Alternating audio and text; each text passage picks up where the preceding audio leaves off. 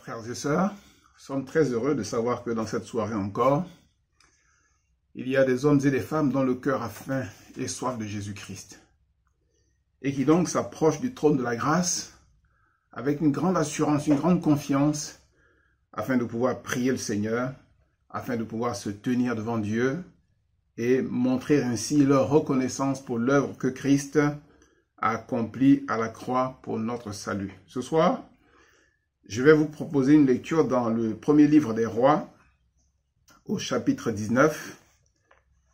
Nous allons donc lire dans le premier livre des Rois, au chapitre 19, et au verset 7. Premier livre des Rois, chapitre 19, verset 7. L'ange de l'Éternel vint une seconde fois, le toucha et dit, « Lève-toi, mange, car le chemin est trop long pour toi. » Il se leva, mangea et but, et avec la force que lui donna cette nourriture, il marcha 40 jours et 40 nuits jusqu'à la montagne de Dieu à Horeb. Et là, il entra dans la caverne et y passa la nuit. Et voici, la parole de l'Éternel lui fut adressée en ces mots, « Que fais-tu ici, Élie ?» Il répondit, « J'ai déployé mon zèle pour l'Éternel, le Dieu des armées, car les enfants d'Israël ont abandonné ton alliance. Ils ont renversé tes autels et ils ont tué par l'épée tes prophètes. Je suis resté moi seul, et ils cherchent à m'ôter la vie. » L'Éternel dit, « Sors et tiens-toi dans la montagne devant l'Éternel. » Et voici, l'Éternel passa. Et devant l'Éternel, il y eut un vent fort et violent qui déchirait les montagnes et brisait les rochers. L'Éternel n'était pas dans le vent, et après le vent, ce fut un tremblement de terre. L'Éternel n'était pas dans le tremblement de terre. Et après le tremblement de terre, un feu. L'Éternel n'était pas dans le feu. Et après le feu, un murmure doux et léger. Quand Élie l'entendit, il s'enveloppa le visage de son manteau, il sortit et se tint à l'entrée de la caverne. Et voici, une voix lui fit entendre ces paroles. « Que fais-tu ici, Élie ?» Il répondit, « J'ai déployé mon zèle pour l'Éternel, le Dieu des armées, car les enfants d'Israël ont abandonné ton alliance, ils ont renversé tes autels, et ils ont tué par l'épée tes prophètes. Je suis resté moi seul, et ils cherchent à m'ôter la vie. » L'Éternel lui dit, « Va, reprends ton chemin par le désert jusqu'à Damas, et quand tu seras arrivé, tu oindras Hazaël pour roi de Syrie. Tu oindras aussi Jéhu, fils de Nimshi, pour roi d'Israël, et tu oindras Élisée, fils de Shaphat, d'Abel-Méhola, pour prophète à ta place. Et il arrivera que celui qui échappera à l'épée de Hazaël, Jéhu le fera mourir, et celui qui échappera à l'épée de Jéhu, Élisée le fera mourir. Mais je laisserai en Israël 7000 hommes, tous ceux qui n'ont point fléchi les genoux devant Baal, et dont la bouche ne l'a point embrassé. Amen. » Ce soir, nous allons sur les traces du prophète Élie, et nous le retrouvons sur la montagne de l'Éternel. Nous le retrouvons au bénéfice d'un grand miracle, parce que cet homme est complètement désemparé du fait des menaces qu'il reçoit de la part de Jézabel, et alors il va prendre la fuite et il va demander la mort. Mais Dieu n'en avait pas fini avec lui. Le psalmiste dira, « Je ne mourrai pas, mais je vivrai, et je raconterai les merveilles du Seigneur. » Et donc l'ange va lui donner à manger, et il va lui être dit ceci, « Lève-toi, mange, car le chemin est trop long. » Et donc Élie va manger, il va reprendre des forces, et la parole déclare qu'avec cette force-là, avec la force que cette nourriture lui aura donnée, il marchera 40 jours et 40 nuits jusqu'à la montagne du Seigneur. Et le voici donc dans la présence de Dieu, le voici en train de voir des choses extraordinaires, le voici en train d'entendre la parole du Seigneur. Je fais remarquer ce soir à travers ce texte que ce que Dieu recherche, ce n'est pas une excitation physique. Lorsqu'Élie va se présenter donc sur la montagne, il nous a dit qu'il va y avoir un vent fort et violent. Il va y avoir un tremblement de terre, il va y avoir le feu, il va y avoir toutes sortes de calamités, mais Dieu n'est pas dans ces choses. Aujourd'hui, c'est vrai, on confond la véritable Pentecôte quelquefois avec l'excitation physique. On pense pouvoir ainsi provoquer la présence de Dieu en nous agitant de toutes sortes de manières. Mais j'aimerais déclarer que L'excitation qui plaît à Dieu, c'est celle de notre cœur. Notre cœur assoiffé de sa présence. Notre cœur qui désire voir son règne venir parmi les hommes. Le roi David va donc faire preuve de cette excitation quand il écrira ces paroles extraordinaires. Je désire une chose. Je demande à l'Éternel une chose que je désire ardemment. Je la désire de tout mon cœur. Je voudrais habiter toute ma vie dans la maison de l'Éternel. Un autre dira ceci. Des paroles pleines de charme bouillonnent dans mon cœur. Et je dis, mon œuvre, elle est pour le roi. Jésus lui-même va manifester cette excitation du cœur quand il va tressaillir d'allégresse par le Saint-Esprit et qu'il va prier en disant, je te loue, Père, de ce que tu as caché ces choses aux sages, aux intelligents et de ce que tu les as révélées aux enfants. Et le Seigneur va donc se manifester à Élie. Il nous a dit qu'après toutes ces calamités, il va y avoir un murmure doux et léger. Et quand Élie entend ce murmure doux et léger, oui, c'est dans le calme et la confiance que sera votre force.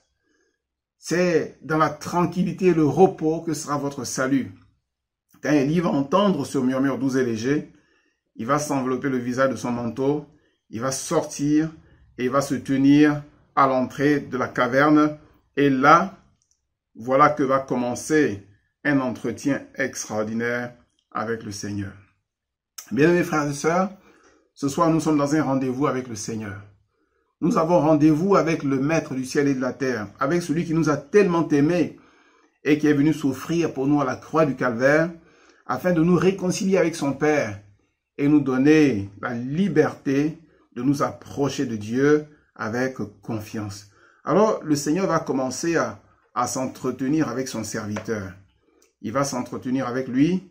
Je passerai sur tous les détails de l'entretien, mais il y a une chose importante que le Seigneur va dire pour terminer cet entretien avec Élie. Il lui dira au verset 18, « Je laisserai en Israël 7000 hommes, tous ceux qui n'ont point fléchi les genoux devant Baal et dont la bouche ne l'a point embrassé. Je laisserai en Israël 7000 hommes. » Voilà ce que le prophète a entendu. C'est ce que le prophète a reçu de la part du Seigneur. Mais la parole du Seigneur est efficace. La parole du Seigneur est inspirée. Et lorsque le Saint-Esprit s'en empare, alors il va l'interpréter, il va la traduire pour que chacun de nous puisse en avoir le plein bénéfice. Je laisserai en Israël 7000 hommes, cela nous fait penser à un avenir incertain, à un avenir lointain.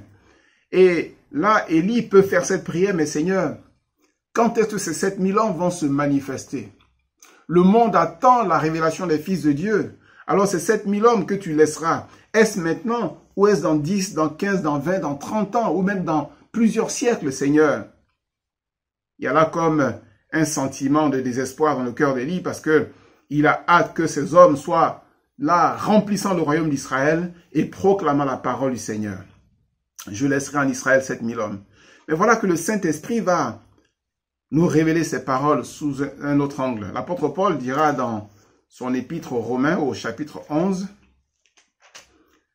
l'épître de Paul aux Romains, chapitre 11, et nous lisons au verset 4, Romains chapitre 11, verset 4, « Mais quelle réponse Dieu lui donne-t-il? Quelle réponse Dieu donne-t-il à Élie? » Et voilà comment l'apôtre Paul traduit ces paroles du Seigneur. « Je me suis réservé 7000 hommes qui n'ont point fléchi le genou devant Baal. » Oui, je me suis réservé. Ça veut dire que ces hommes-là, ils sont déjà là. Ces hommes sont prêts. Ces hommes ont déjà été appelés par le Seigneur. Je me suis réservé 7000 hommes qui n'ont point fléchi le genou devant Baal. Élie entend, je laisserai 7000 hommes. Et le Saint-Esprit nous révèle, je me suis réservé 7000 hommes. Essayons de comprendre ces paroles. Comment peut-on les traduire encore aujourd'hui? Je me suis réservé 7000 hommes. Dieu pourrait dire, j'ai préparé, j'ai formé, j'ai équipé 7000 hommes. Et ces 7000 hommes sont à l'image de l'Église. Cette Église qui est là, et le monde attend la révélation de l'Église. J'ai préparé, j'ai formé, j'ai équipé. On pourrait également traduire, j'ai mis à part 7000 hommes. J'ai mis à part l'Église. J'ai oint des hommes et des femmes pour mon œuvre. On peut encore traduire, je les ai remplis de mon esprit parce que sans moi, ils ne peuvent rien faire. Ce n'est ni par la force, ni par la puissance, mais c'est par mon esprit, dit le Seigneur. Alors, j'ai rempli de mon esprit 7000 hommes. Tous ceux qui n'ont pas fléchi devant le genou devant Baal. On peut également traduire, j'ai fait alliance avec 7000 hommes. Je me suis approché d'eux. J'ai parlé à leur cœur. Je les ai choisis. Jésus dira à ses disciples, ce n'est pas vous qui m'avez choisi, mais c'est moi qui vous ai choisi, qui vous ai établi, afin que vous alliez, que vous portiez du fruit et que votre fruit demeure. J'ai fait alliance avec eux. J'ai mis ma main dans la leur et ils ont mis leur main dans la mienne. Je les tiens dans le creux puissant de mes mains et nul ne pourra les ravir de ma main. On peut également traduire, je les ai cachés dans le creux du rocher. Parce que l'ennemi est déchaîné contre eux, le diable cherche par tous les moyens à les détruire. Mais alors je les ai cachés dans le creux du rocher. Je les ai protégés. Je les ai mis en lieu sûr. Je les ai couverts de l'ombre de ma main. Je les ai gardés près de mon cœur. On peut encore dire ceci. J'ai ouvert leurs yeux afin qu'ils voient briller ma splendeur. J'ai mis mon divin collier sur leurs yeux afin que les ténèbres soient dissipées et qu'ils voient le ciel ouvert et Christ Jésus assis à la droite de Dieu. On peut également traduire, j'ai répandu mon amour dans leur cœur. J'ai répandu ma grâce sur eux. Je les ai oints de mon esprit. Ils sont à moi et je suis à eux. Quand ils me prient, alors je me révèle. Quand ils s'approchent de moi, alors je m'approche d'eux. Quand ils m'invoquent, alors j'entends leurs cris et je réponds à leurs prières. Quand ils me demandent, je leur donne. Quand ils cherchent, ils trouvent. Quand ils frappent à la porte, alors j'ouvre la porte et je les fais entrer dans ma présence. C'est mon peuple, c'est le troupeau de mon pâturage. Ils sont à moi. J'ai été crucifié pour eux et j'ai triomphé de la mort. Je suis ressuscité et ils sont à moi pour l'éternité. Et j'attends le jour de gloire où je viendrai les chercher pour les amener avec moi dans le ciel, afin que là où je suis, ceux qui m'appartiennent y soient aussi. Je me suis réservé 7000 hommes. Ce soir, je vous propose de faire un petit voyage et d'aller à la rencontre de ces 7000 hommes. Je pense qu'il y aurait tellement de choses à découvrir dans leur vie, mais il est vrai aussi que nous passerions plus d'une vie à découvrir ces 7000 hommes que Dieu a mis en réserve. Et plaise à Dieu que ces 7000 hommes soient à l'image de l'Église aujourd'hui. Que l'Église soit prête, qu'elle ait été formée par Dieu, remplie du Saint-Esprit, qu'elle ait fait alliance avec le Seigneur, qu'elle soit cachée dans le creux du rocher, que les cieux lui soient ouverts, que l'amour du Seigneur soit répandu dans son cœur, que cette Église soit préparée, formée, équipée, et qu'elle s'en aille afin de répandre en tout lieu la bonne odeur de Christ. Qui sont ces 7000 hommes? Bien sûr que leurs noms ne sont pas forcément donnés, mais j'en ai repéré quelques-uns. Le premier d'entre eux pourrait être Élisée, puisque le Seigneur dira à Élie, tu oindras Élisée pour prophète à ta place. Donc cet homme était déjà là dans le cœur de Dieu, il était là dans le plan de Dieu, le Seigneur le voyait. Élisée, puissions-nous tous être des Élisées. Ce serviteur dévoué, humble et fidèle, il est en train de travailler. Il est occupé à travailler la terre. Il est occupé à labourer avec ses bœufs. Et le prophète arrive, jette son manteau sur lui. Et il lui dira, pense à ce que je t'ai fait. Et alors cet homme va tout abandonner et il va suivre Élie, le serviteur de Dieu. Oui, être des serviteurs dévoués, humbles, fidèles et qui cherchons le Seigneur de tout notre cœur. Élisée aspire à un grand revêtement de puissance pour servir le Seigneur. Mais il y a un temps pour tout. Tant qu'Élie est là, humblement, il va verser de l'eau sur les mains d'Élie. Et il attend. Et avant qu'Élie ne soit enlevé par le Seigneur, Élie dira, mais qu'est-ce que tu veux que je fasse pour toi avant de m'en aller? Et il dit, mais qu'il y ait sur moi une double portion de ton esprit. Il a attendu le moment. Ce n'était pas encore le moment de chercher à prophétiser, de faire de grandes choses. Parce qu'il n'avait pas de mandat divin. Il n'avait pas encore reçu une convocation divine pour entrer dans cet office. Aujourd'hui, beaucoup de gens veulent faire des choses qu'ils n'ont pas reçues de la part du Seigneur. Ils veulent entrer dans des appels qu'ils n'ont pas reçus de la part de Dieu. Ils veulent imiter tel ou tel autre. Non. Non, la vie chrétienne ne consiste pas à imiter, mais à recevoir de la part du Seigneur, car un homme ne peut recevoir que ce qui lui a été donné du ciel. Élisée aspire à un grand revêtement de puissance, et le jour arrive où le manteau va tomber par terre, il va le ramasser, il va frapper les eaux en disant, mais où est le Dieu d'Élie? Et ce jour-là, le Dieu d'Élie ne sera plus là simplement à l'accompagner, mais le Dieu d'Élie remplira son cœur. Le Dieu d'Élie investira son être tout entier, il sera rempli du Saint-Esprit et il accomplira des choses extraordinaires. Et on rendra ce témoignage, l'esprit d'Élie repose sur Élisée.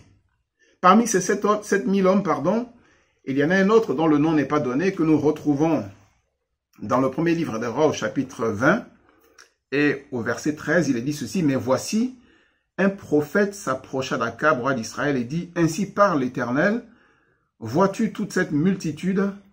Je vais la livrer aujourd'hui entre tes mains, et tu sauras que je suis l'Éternel. » Akab dit, « Par qui ?» Et il répondit, « Ainsi parle l'Éternel, par les serviteurs des chefs des provinces. » Akab dit, « Qui engagera le combat ?»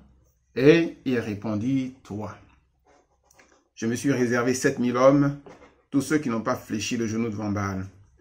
Et cet homme va surgir de nulle part et on va le considérer, il va être appelé un prophète. Il va s'approcher d'Akab.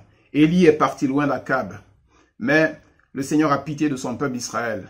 Et il veut encore se révéler, il veut encore manifester sa bonté. Israël est attaqué. Dieu est en colère contre les agissements impies d'Akab et de Jézabel, mais Dieu a tellement de compassion pour son peuple. Dieu est tellement ému de compassion pour son peuple qu'il va envoyer cet homme qui n'a pas fléchi le genou devant Baal, et cet homme va prophétiser. Ce qui est marquant dans les propos de cet homme, c'est quand Akab va demander à cet homme, mais qui engagera le combat? Cet homme dira, toi. Mon frère, ma soeur, qui engagera le combat? C'est toi. Quelquefois, nous attendons que ce soit les autres qui engagent le combat. Nous attendons que les autres nous amènent la victoire, nous rapportent la victoire. Nous attendons que les autres fassent mouvoir le bras de Dieu. Et lorsque ces choses ne se passent pas, nous sommes déçus.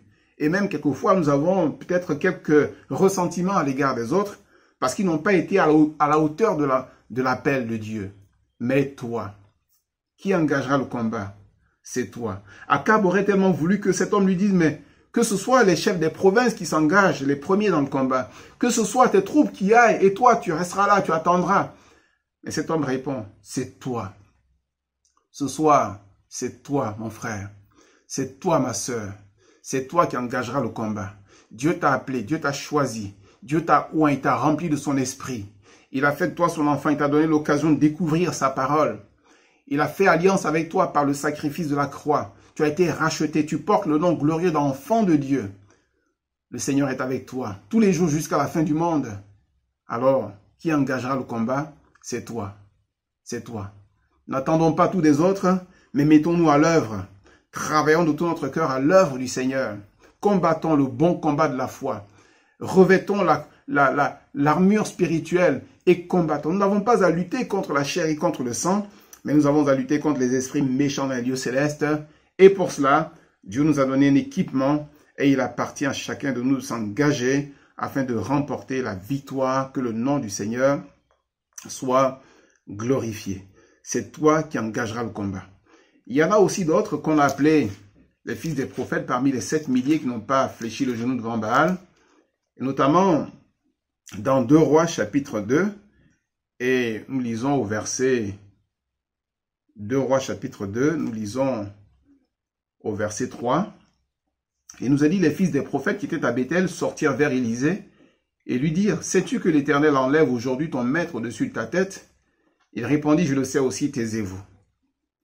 Les fils des prophètes faisaient partie donc certainement de ces 7 milliers qui n'avaient pas fléchi le genou devant Baal et dont Dieu a fait mention quand il parle avec Élie sur la montagne d'Horeb.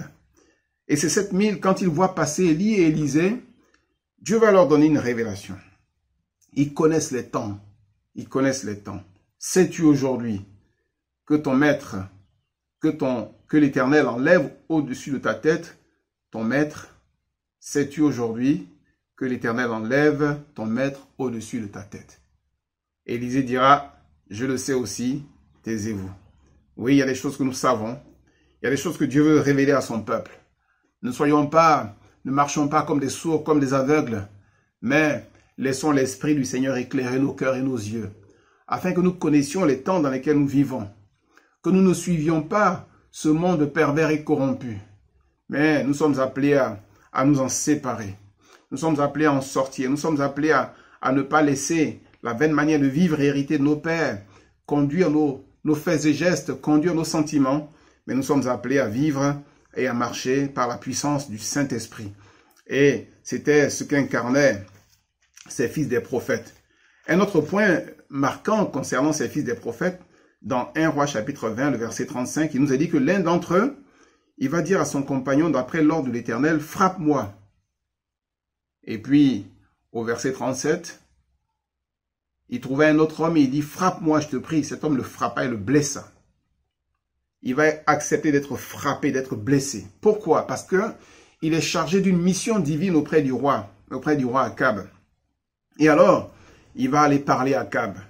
Il va donner un jugement de Dieu, une parole du Seigneur. Il va accepter de souffrir pour l'œuvre de Christ. L'apôtre Paul dira dans Galates chapitre 6, verset 14, « J'ai été crucifié pour le monde, comme le monde a été crucifié pour moi. » Il dira par ailleurs, « Je porte sur mon corps les marques, les stigmates de Jésus-Christ. » Il souffre pour l'évangile. Cet homme va accepter de souffrir pour l'évangile. Oui, si l'Église pouvait être ainsi. Oui, mais je crois qu'elle l'est. Parce que l'Église a compris que ce n'est point nos méthodes, ce ne sont point nos programmes qui vont amener le réveil, qui vont faire mouvoir le bras de Dieu, mais c'est notre consécration, c'est notre engagement, c'est notre fidélité à l'égard du Seigneur. C'est lorsque nous serons comme des instruments brisés, lorsque nous serons des vases brisés, lorsque notre vie sera comme anéantie, afin que le Saint-Esprit puisse avoir toute la liberté de répandre le parfum de Christ, alors seulement le Seigneur manifestera sa gloire et sa puissance. Parmi ces 7 milliers qui n'ont pas fléchi le genou devant Baal, il y en a un autre dont on connaît enfin un autre nom. Il s'appelle Naboth. On trouve son histoire dans le premier livre des rois au chapitre 21. Cet homme qui avait une vigne près du palais d'Akab, et Akab va marchander, va négocier pour récupérer la vigne de Naboth. Mais Naboth va lui opposer un refus catégorique. Il va répondre à Akab que l'Éternel me garde de donner l'héritage de mes pères. Il fait partie de la lignée de ces hommes qui sont capables de se tenir au milieu d'un champ de lentilles ou d'un champ d'orge pour le défendre, alors que tout le monde s'enfuit. Ils sont de ces hommes, de ces femmes qui tiennent tellement à l'héritage spirituel et qui pour rien au monde ne veulent se séparer de ce que Dieu leur a donné parce que c'est tellement précieux. Ils font partie de ceux qui ont entendu l'enseignement de Jésus et qui ne veulent pas jeter leurs perles devant les pourceaux et qui ne veulent pas donner les choses saintes aux chiens, mais qui veulent les garder parce que c'est leur trésor, parce que Dieu leur en a fait cadeau. Oui, ce sont des hommes courageux. Ce sont des hommes qui sont prêts à défendre l'héritage. Ce sont des hommes qui sont prêts à défendre la parole. Ce sont des hommes qui sont prêts à mourir pour la gloire du Seigneur parce que l'évangile leur est tellement précieux, parce que la vie que Dieu leur a donnée leur est tellement précieuse que pour rien au monde, ils n'accepteraient de s'en défaire. Oui, c'est vrai, Naboth a trouvé la mort à l'instigation de Jézabel. Mais Naboth est mort courageusement. Il est mort comme un héros. Il n'a pas renié sa foi. Il n'a pas renoncé à sa gloire, mais il est resté fidèle et le Seigneur a défendu sa cause. Et puis je vais terminer avec un dernier personnage dont l'histoire est relatée dans le premier livre des rois au chapitre 22. Akab qui va donc conduire une expédition militaire. Il est accompagné de Josaphat, le roi de Juda, et tous les faux prophètes sont là, prophétisant toutes sortes de mensonges. Chacun y va de son imagination pour inventer des mensonges. Akab est grisé par tous ces mensonges. Et Josaphat, qui a l'esprit de discernement, dira, mais n'y a-t-il plus ici aucun prophète de l'Éternel par qui nous puissions le consulter? Et Akab de répondre, il y a encore un homme. Oui, il y a encore une femme, il y a encore un homme, il y a encore des hommes, il y a encore des femmes. Il y a encore un homme par qui l'on pourrait consulter l'Éternel, mais dira-t-il, je le hais, car il ne me prophétise rien de bon, il ne prophétise que du mal. C'est Michée, fils de Jimla. Oui, voilà l'Église. C'est là l'Église, voilà le peuple de Dieu. Ce sont des gens qui ne cherchent pas à prophétiser de bonnes choses. Le monde cherche à prophétiser de bonnes choses. Les faux prophètes cherchent à prophétiser de bonnes choses pour s'attirer les faveurs des hommes, pour s'attirer les bonnes grâces des hommes. Mais l'Église ne cherche pas à prophétiser de bonnes choses. L'Église dit comme Michée, fils de Jimla, je ne dirai que ce que l'Éternel m'aura révélé. L'Église est comme cet homme qui est là, il se tient dans la présence du Seigneur, il n'a pas fléchi les genoux devant Baal, mais il se tient dans la présence du Seigneur et il reçoit les confidences divines. Et il ne peut donner que la parole du Seigneur. Il n'est pas là dans des conjectures, il n'est pas là en train de faire des enquêtes sur la vie de l'un et l'autre et venir prophétiser des mensonges, mais il se tient devant le Seigneur et Dieu lui communique des choses cachées que seul le Seigneur a le pouvoir de révéler. Et Michée va donc être envoyé, il va être amené dans la présence d'Akab et il va déclarer la parole du Seigneur. Il va déclarer la parole du Seigneur. Lorsqu'Akab ordonnera qu'il soit mis en prison, il dira, si tu reviens en paix, chapitre 22, verset 28, si tu reviens en paix, l'Éternel n'a point parlé par moi. Et il dit encore, vous tous, peuple, entendez. Voici le vrai prophète. Il est capable de prendre tout le peuple de Dieu à témoin parce qu'il sait qu'il ne parle pas de son propre chef, mais qu'il parle de la part de Dieu. Ce n'est pas par une volonté d'homme qu'une prophétie a jamais été apportée, mais c'est poussé par le Saint-Esprit que des hommes ont parlé de la part de Dieu. L'Église, elle est appelée à ressembler à ces 7 milliers. Ces hommes, ces 7000 réservistes, ces hommes que Dieu a déjà équipés, qu'il a préparés. Et là, petit à petit, on les voit sortir de l'ombre. C'est vrai que les 7000 n'ont pas eu le même retentissement que ceux dont nous venons de parler. Leur histoire n'est pas relatée avec autant de précision, avec autant de détails, mais il me semble que, puisque Dieu les avait choisis, en quelques lieux qu'ils se soient trouvés, ils ont accompli fidèlement l'œuvre du Seigneur et dans leur temps, ils ont servi au dessein de leur Dieu. Qu'il en soit de même pour l'Église aujourd'hui, qu'il en soit de même pour chacun de nous, où que nous soyons, quoi que nous ayons reçu de la part du Seigneur, mais mettons-le au service de notre prochain.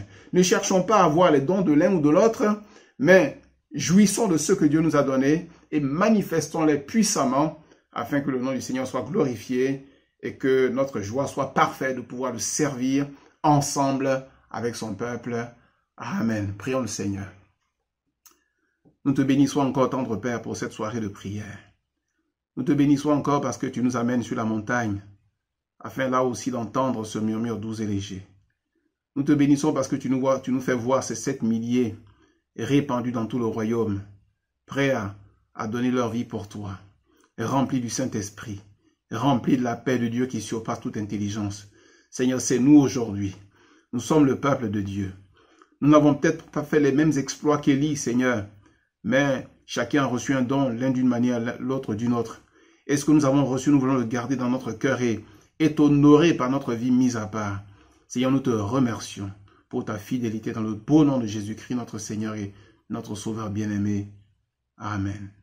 Dieu, nous croyons, confiants.